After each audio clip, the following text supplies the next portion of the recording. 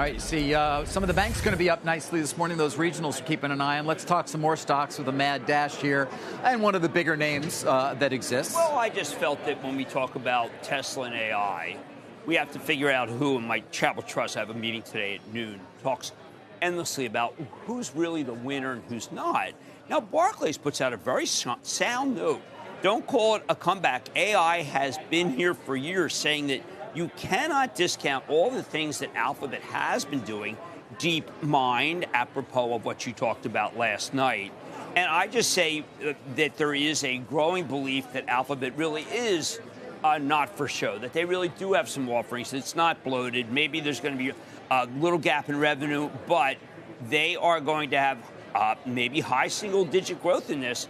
Now, David, when I listened to what you talked about and the curious and somewhat tortured relationship with AI, with OpenAI. Well, yeah, holy cow. Elon Musk is not happy with OpenAI. There was what they did. Mixed references to Alphabet, but he also actually derided Waymo. That's exactly right. Yeah. We can do that. I've been trying to go back and forth with the people at GM about where GM is versus they've got to consider.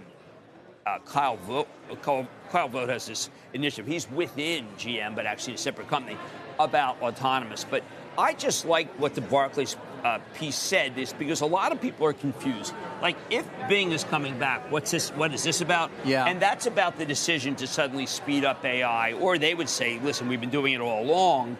But I just felt that this is somewhat in reverence and reference to what you talked about, because the AI brutality, what it sounds like behind the scenes, I did not know about until your interview. Yeah, there's some friction between OpenAI, which Musk says, of course, would not exist were it not for him, and the for-profit route they've gone, in part at least, maintaining the 501c3. Twice, and that's from the old article, something about in 2012, when Google was saying, listen, we're open and we're not going to make money. And there were these series of articles. To Google, though, the question we've raised to Alphabet is, are they behind Microsoft now, given ChatGPT and how important it is to Microsoft's future in terms of the enterprise, the way they're incorporating it in so many of their tools? Yes. Now, against that is this has become the de facto way. If you want to incorporate what NVIDIA has, they've become almost like the Accenture or EY for this era.